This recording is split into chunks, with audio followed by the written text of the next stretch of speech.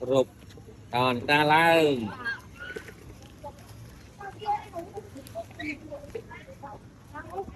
pi mờ nè bồn nè nó mới pi mờ nè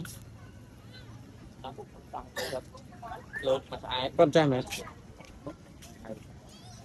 bông mà nè đem ở bồn nè pi mờ nó cục mồm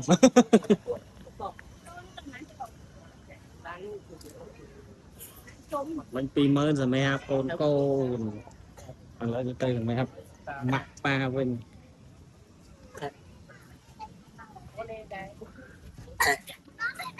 đào lên qua đây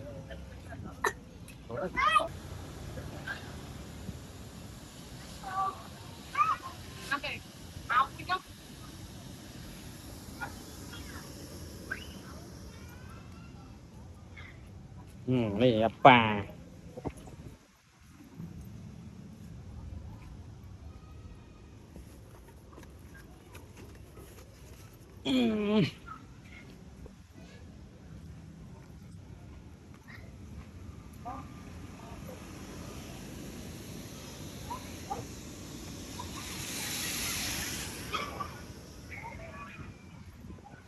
à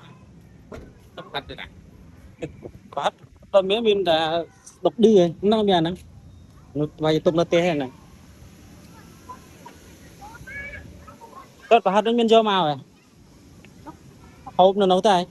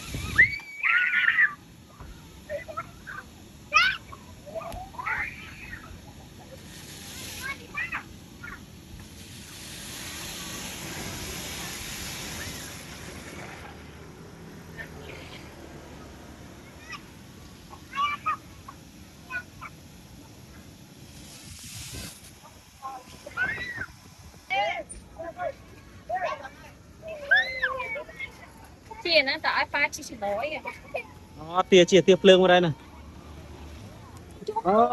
Dùng tia phượng. ôi cho nó biển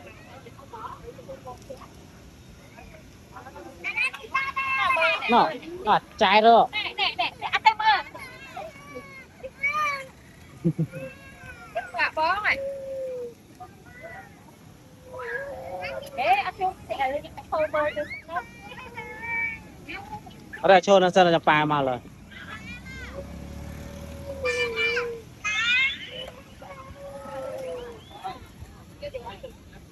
gọt bọt à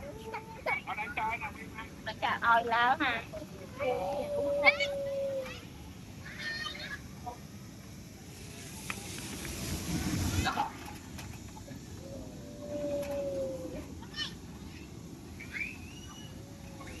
quán bán prát này tì Ngày là tới tia đó. tì Đấy là cô đã là rồi tia phượng rồi. Tao à.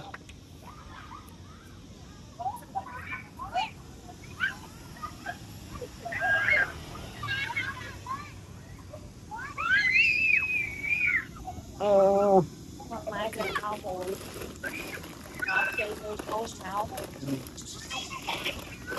Nah, đây đây. Kita barang pro